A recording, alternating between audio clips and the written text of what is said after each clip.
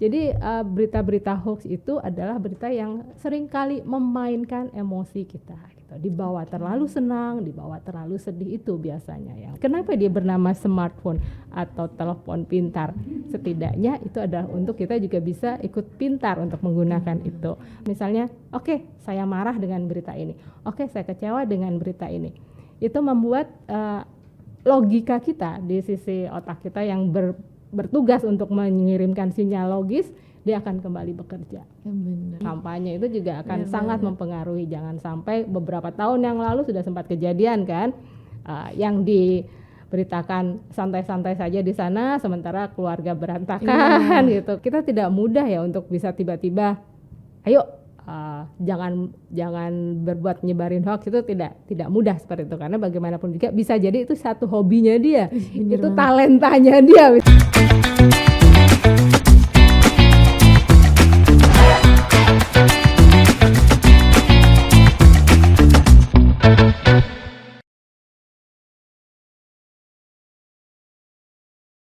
Halo Tribuners, bertemu lagi di Cakap Sana, Cakap Sini bersama saya Zelin dari mahasiswa Universitas Bhayangkara Surabaya. Kali ini kita akan berbincang-bincang bersama Ibu Poppy Dian Atarini. Benar? Betul. Nah, ini saya manggilnya ibu, kakak, atau tante ya? Boleh, bebas. Gimana? Ibu Poppy ya. Kakak Zelin saja. Ibu Poppy, relawan Mafindo Surabaya. Betul sekali. Oke, kita kali ini akan berbincang-bincang ringan ya Bu ya. Kali ini tema kita etika bermedia sosial, mengajari jemari berempati. Berempati. Empati. Ini soalnya anak-anak muda susah banget ya empati sekarang Bu. Masa sih? Iya. Apa susahnya? Kadang apalagi kayak kalau lagi emosi, lagi suasana hatinya nggak gemes. Benar. Gitu. Kita awal mau tanya tujuan orang untuk membuat atau menyebarkan hoax itu apa sih Bu? Sebetulnya tujuan dari orang atau siapapun ya yang membuat hoax itu adalah satu, dia pengen mempengaruhi orang lain. Memindahkan apa yang dia rasakan, opini apa yang dia punya, yang belum tentu kebenarannya, supaya orang lain ikutan sama dia gitu. Kakak Sally. Kan orang-orang zaman sekarang itu sudah pandai membedakan mana berita hoax dan berita asli. Tapi kenapa sih masih bingung gitu membedakannya? Mungkin ada ciri-cirinya berita hoax, berita palsu itu ya apa gitu Bu? Paling gampang kalau kita amati berita hoax atau berita palsu itu dia terlalu lebay biasanya, terlalu menyenangkan, terlalu menyedihkan, terlalu bikin kita baper gitu ya. Jadi berita-berita hoax itu salah satu ciri yang paling gampang dititeni. Apa ya dititeni? Ditunggu.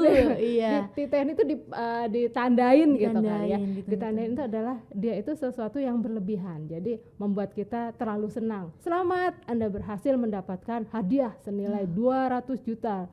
Ngebayangin 200 jutanya dari siapa gitu ya. Gede banget juga. Atau tiba-tiba ada berita yang membuat kita sedih. Misalnya artis siapa meninggal dunia. Padahal dia baik-baik saja gitu kan, itu yang membuat kita menjadi terbawa emosinya. Jadi berita-berita hoax itu adalah berita yang seringkali memainkan emosi kita gitu. Dibawa terlalu senang, dibawa terlalu sedih, itu biasanya yang menjadi ciri khas. Atau biasanya juga kata-kata yang sering muncul, viralkan gitu kan. Bener sebarkan banget.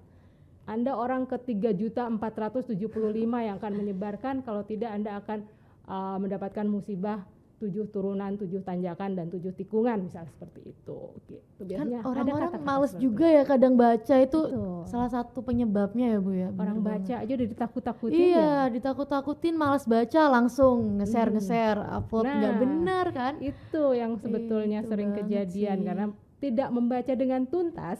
Itu adalah salah satu paling mudah kita untuk menyebarkan hoax. Jadi kita baca judulnya doang nih, Selin jomblo, asik. Aduh, kan? langsungnya ya buat share gitu kan.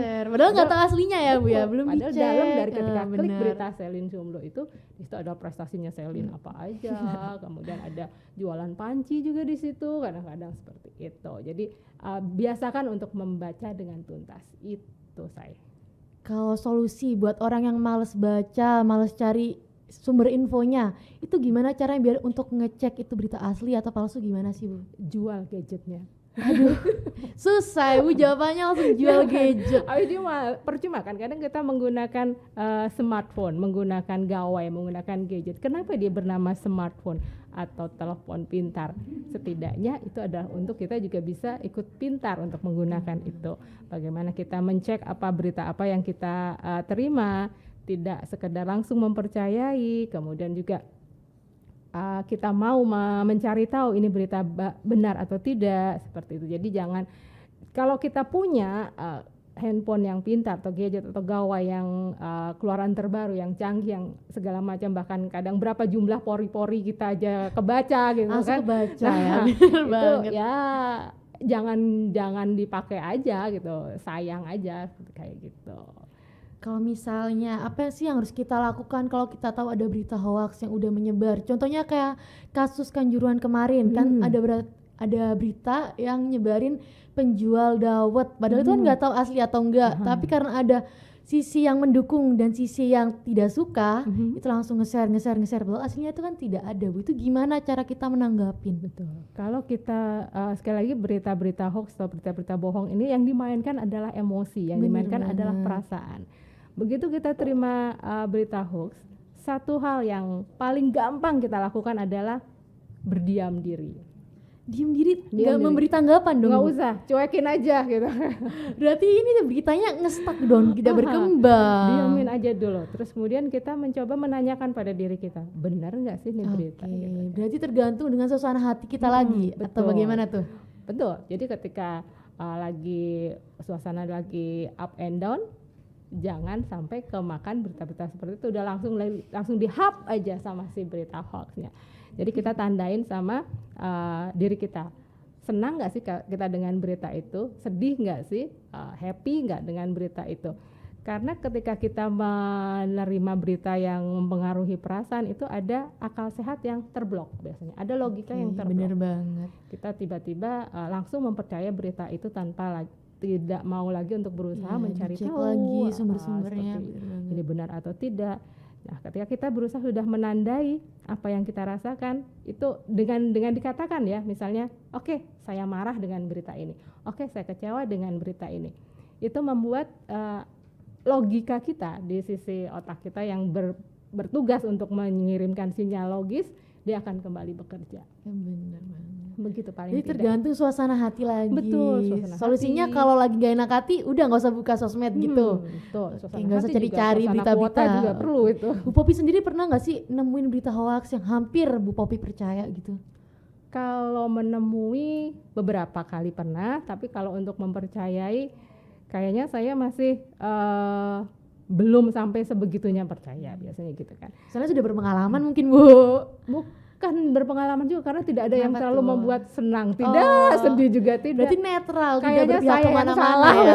Salah, perasaannya mungkin Bu harus ditanya. Ini apakah saya masih punya perasaan atau enggak kan kayak gitu. Jadi itu perilaku apa sih Bu yang kayak menuju ke arah penyebaran hoax atau anti hoax tuh gimana? Perilaku apa yang harus kita lakukan atau yang kita hindari seperti itu? Oke, perilaku yang kita hindari, nah ini hoax itu paling gampang, paling ya tadi kalau kita bercerita kalau hoax itu adalah bermainnya adalah di perasaan, kita harus bisa ambil jeda ya ketika kita membaca berita hoax, jangan terbawa emosi, apalagi masa-masa seperti sekarang. Masa-masa seperti ini tuh nanti akan ketemu kita dengan masa-masa kampanye, itu juga wow. Waduh, ini lagi panas-panasnya ya, hot-hotnya tentang kampanye saja ini. Ya, kampanye itu juga akan sangat mempengaruhi. Jangan sampai beberapa tahun yang lalu sudah sempat kejadian kan, yang diberitakan santai-santai saja di sana, sementara keluarga berantakan gitu kan, tiba-tiba nama kita tidak ada di KK gitu. Aduh, kan. Dicoret, dihilangkan gitu ya Bu, karena perbedaan apa nih? Perbedaan pendapat? Perbedaan pilihan dan sebagainya. Nah itu jangan sampai, itu adalah perilaku-perilaku dari kita yang bisa kita lakukan adalah ambil aksi. Biasanya yang pertama itu kalau kita menerima berita hoax itu ambil aksi. Aksi yang paling gampang adalah kalau terima berita hoax, lupakan. Cuekin. Tapi kan anggap tidak orang ada. tuh susah Bu untuk melupakan karena tergantung emosinya, tergantung suasana hati kan susah. Itu mungkin ada tipsnya lah apa gitu. Kalau melupakan atau apalagi berita yang berkaitan dengan sesuatu yang pernah nyangkut di hati kita, itu paling susah memang melupakan. Nah, kalau kita tidak bisa melupakan atau tidak bisa menguburkan berita-berita yang kita terima adalah cermati isinya. Kita cermati isinya. Apakah berita ini benar, apakah berita ini tidak, kemudian validasi. Mencari kebenarannya dulu ya, Cari Bu. kebenaran Cek dulu. dan recheck. Cek dan recheck. Nah, kalau sudah seperti itu, kalau sudah masih terus diserang dengan berita-berita hoax seperti itu, mau nggak mau apalagi, ini tindakan paling terakhir biasanya adalah melaporkan. Kan banyak sekarang yang dihujat, dihasut, akhirnya dia berbuntut dengan tindakan hukum. Ingat, bagaimanapun juga kita ada undang-undang ITE. Tanggapan Ibu apa sih tentang orang yang udah tahu itu berita hoax tapi tetap di-share? Entah karena itu emang dia nggak mendukung, misalnya ada satu sisi nih tentang siapalah melakukan kejahatan, dia nggak suka tapi itu bukan suatu kebenaran, terus tetap di-share. Itu gimana tanggapannya Ibu tuh? Baik sekali dia ya. Waduh, kalian mengurus hidup orang ya. Benar, dia punya kebaikan yang luar biasa, punya waktu yang banyak sekali untuk bisa nge-share seperti itu. Nah, sebetulnya orang-orang seperti ini itu ya kita tidak mudah ya untuk bisa tiba-tiba ayo jangan berbuat nyebarin hoax, itu tidak mudah seperti itu, karena bagaimanapun juga bisa jadi itu satu hobinya dia, itu talentanya dia, bisa jadi dia menyebarkan hoax tuh, ternyata saya punya keahlian baru nih, bisa nyebarin hoax kemana-mana. Tapi kadang dari talenta itu menjadi musibah. Nah itu dia, musibahnya bisa buat dia, bisa buat orang lain. Itu dia kenapa saya selalu mengingatkan ketika kita bermain gawai, ketika kita bermain gadget, pindahkanlah hati kita kepada jari kita. Karena bagaimanapun juga kalau kita merasa tidak enak ya dikata-katain orang di sosial media, jangan lakukan itu ke orang lain. Seperti itu sih sederhananya. Jangan pernah membuat orang lain mengata-ngatain orang, apalagi ada foto nih. Kalau Kakak Selin misalnya foto di Paris gitu ya, tiba-tiba ada yang ngejulitin, bohong itu mah backgroundnya bisa digonta-ganti gitu ya, itu foto Studio X gitu kan. Saking nggak sukanya itu sama saya ya. Ya udah biarin aja kan, udah biarkan saja mereka dengan pola pikirnya itu, berarti dia ada kecenderungan untuk tidak suka dengan secara pribadi. Jadi lebih baik dicuekkan saja. Nah itu kan ada lagi orang yang punya kebiasaan, pernah kan kita ada anaknya selebritis ya, salah satu selebritis yang dihujat padahal dia baik-baik saja, dibilang kurang gizi lah, dibilang beginilah, dibilang begitulah, tanpa kita pernah tahu apakah yang sudah dilakukan kedua orang tuanya. Ya itulah kenapa saya selalu menyampaikan ke teman-teman yang terbiasa julitisasi itu untuk tidak kebiasaan karena itu otomatis ya udah kebiasaan julid, jadi udah tiba-tiba jarinya refleks, nggak gitu kali kata-kata segala sesuatu dikomentari dengan negatif. Nah itulah kenapa kita perlu agar empati tidak hanya di dunia nyata tapi di dunia maya juga perlu. Seperti itu Kakak. Kalau empati misalnya lagi rame di TikTok kan tuh Bu, lagi banyak postingan, misalnya ada orang yang membutuhkan, terus komenannya ada yang positif, ada yang negatif. Itu tanggapannya kita gimana? Harus ikutan negatif karena belum tahu hal itu benar atau enggak, atau positifnya aja? Kembalikan lagi pada kita ya. Kembalikan pada diri kita, ambil masa jeda. Jadi tidak semua hal di media sosial tuh harus kita respon dengan cepat. Betul, kita perlu ambil jeda untuk memastikan betul nggak sih, karena kadang-kadang itu konten ya, ada orang yang membuat orang mencari perhatian aja, bisa mencari perhatian, bisa mencari keuangan juga. Ya benar, soalnya sumber uang tuh dari media sosial zaman sekarang ya teman-teman. Sangat gampang sekali kan mencari sesuatu, jadi temannya didandanin sedemikian rupa, dibikinkan skenario sedemikian rupa, kemudian dia juga yang men-shoot gitu kan, kemudian dia juga yang posting. Nanti orang lain merespon banyak sekali seperti kasihan, itu akhirnya memberikan sumbangan, padahal itu tidak benar. Nah, lagi banyak-banyaknya ya Bu ya, lagi banyak-banyaknya berminat buat. Kalau misalnya mungkin ada saran buat teman-teman anak muda yang melakukan hal kayak gitu tuh apa Bu? Biasanya saya akan nanyakan dulu, ini menguntungkan buat kamu apa? Oke, benar banget. Sekedar followermu naik banyak, sekedar kamu happy dengan kegiatan itu, atau ada yang menguntungkan buat dirimu atau buat orang sekitar. Kalau kira-kira tidak ada yang diuntungkan dari apapun, kalau bisa sudah itu ya hentikan saja. Tapi kalau misalnya ada manfaatnya dan itu manfaatnya bisa dibuat dengan lebih baik, lakukan yang lebih baik.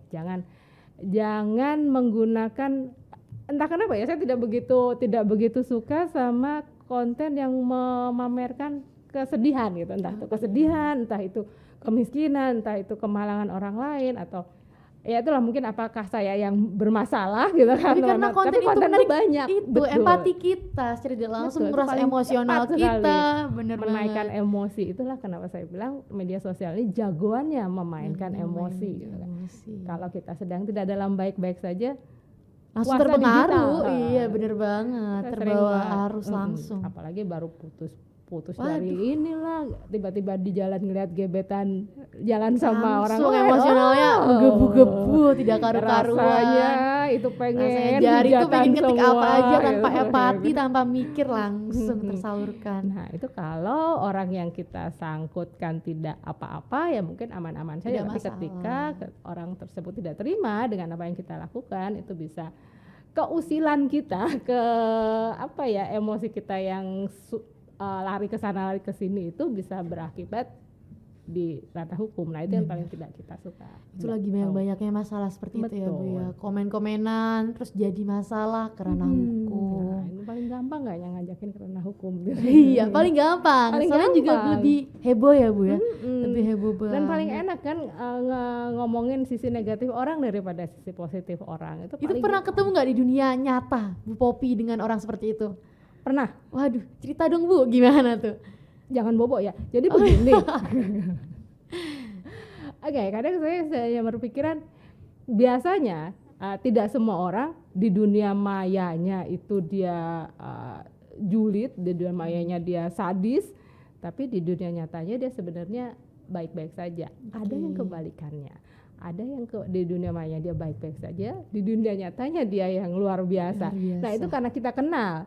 Kalau kita kenal, kita bisa melakukan penyelesaian masalah itu dengan baik-baik ya. Tapi kalau kita tidak kenal, orang segitu banyaknya di sosial media kita, tiba-tiba ikutan ngehujat kita, ini cuma bilang siapa lu kan gitu. Nanti jadi seperti itu. Nah itulah saya selalu mengembalikan, ketika kita tidak suka dicubit, jangan nyubit. Kaplok sekali. Waduh, langsung kekerasan dong Bu itu namanya. Karena udah emosi langsung kekerasan aja ya. Mengajarkan kekerasan digital, ini Iya, sudah bukan jejak waduh. digital lagi. Gitu. Jadi ya bagaimanapun juga itulah kenapa jemari kita boleh merangkai diksi, merangkai kata sebagus apapun, tapi kembalikan ke kita ya. Kalau kita membaca itu tidak enak, jangan share. Kita orang lain juga pasti tidak nyaman dibegitukan. Benar banget. Gitu. Berarti ujung-ujungnya nyambung lagi ke diri sendiri. Betul, nyambung lagi ke semuanya diri dari sendiri. diri sendiri. Masalah apapun diri sendiri Kembalikan yang diri kita ke diri kita. Kalau kita tidak nyaman, itu dia kenapa saya selalu sampaikan kalau apapun berita yang kita dapat di media sosial kita, jangan langsung direspon.